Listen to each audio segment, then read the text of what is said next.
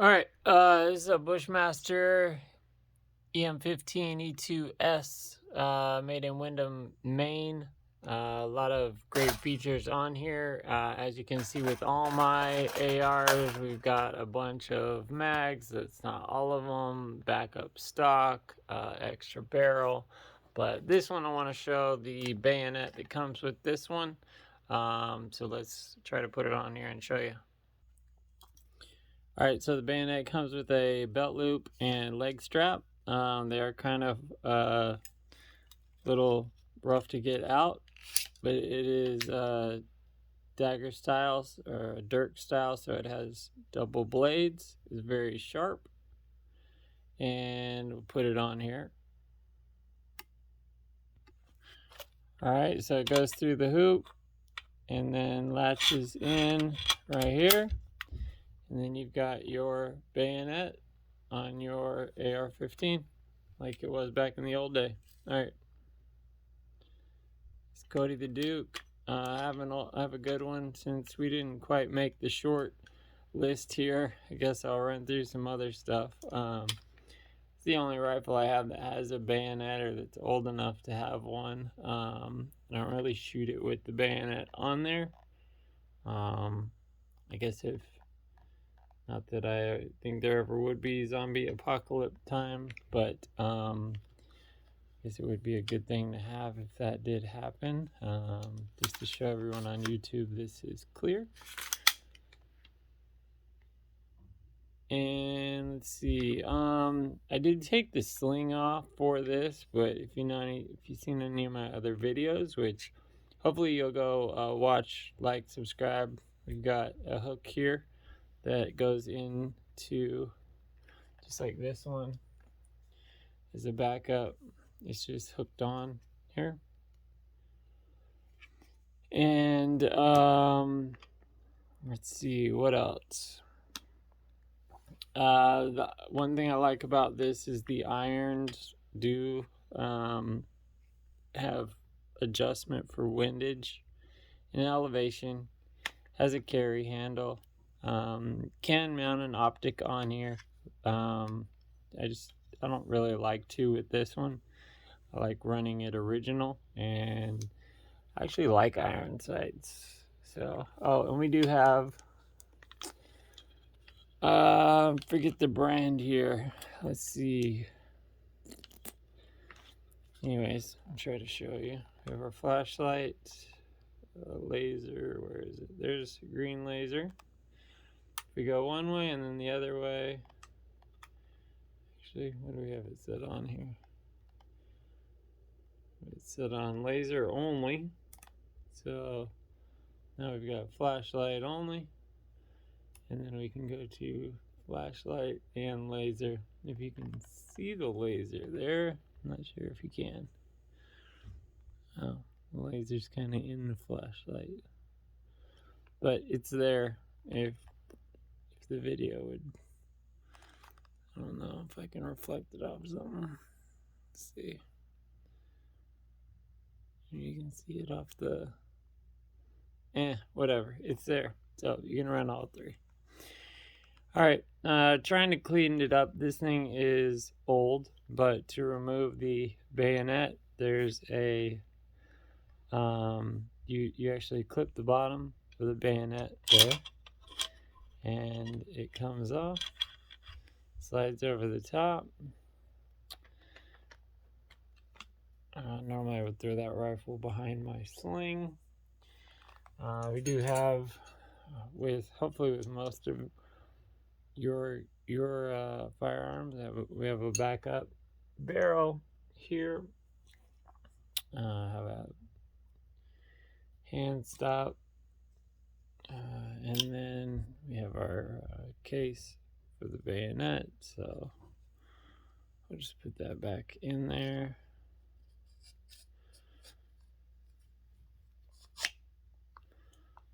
Yeah, and I mean, that thing's pretty awesome just by itself.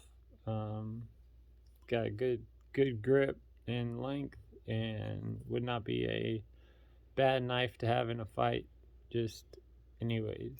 So, all right, I've done other videos on the Bushmaster that have been popular. I haven't done one in a while. Have done some upgrades to this. I don't know that I showed the trigger in the past, but might as well.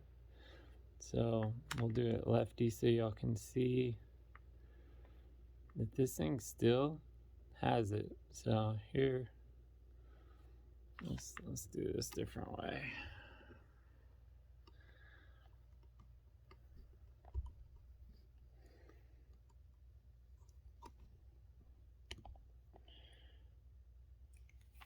All right, so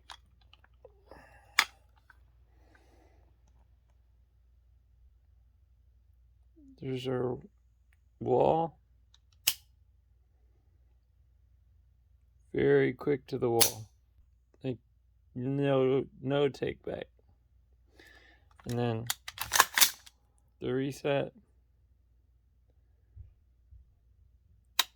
Little far, but very quick follow-up shot. So even though this thing is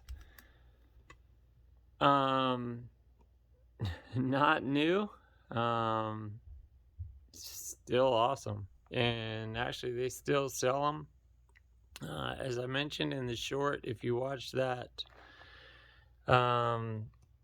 so a lot of history behind this rifle, but you know, Armalite came out with the original AR-15, which I hate when y'all say AR stands for assault rifle. It does not. An assault rifle goes fully automatic and has 3 options here. You can see this one has safe and semi. It does not have an auto, which does not make it automatic. This is a semi-auto. So AR stands for Armalite rifle. If Bushmaster had come out with or won the contract for the AR-15, or Colt had won the contract for the AR-15, we'd be calling them a BR-15 probably, or a CR-15. Y'all couldn't call them assault rifles all the time, which is super annoying. So learn what you're talking about when you're making videos, please. I do still love running these old steel mags. Like they work really well, and these things are a good, I don't even want to guess or reveal my age, but show the mag release. All right, so can get to it very easy from here. So as I'm, you know, if I'm shooting, I need to get up here, drop mag, grab another. We'll grab the hex mag here, insert, rack, and we're ready to go. So was gonna go with some gray here, but I like black. Anyways, that is the Bushmaster. Oh, so last thing, I'm in on the history. So if you're looking at, because there are all different kinds of models, and I think some people see the handle and they think it's old. You can get these with the handle or with Picatinny rail running the whole way. These are almost always going to be carbine length. You can see the other sling mount here. But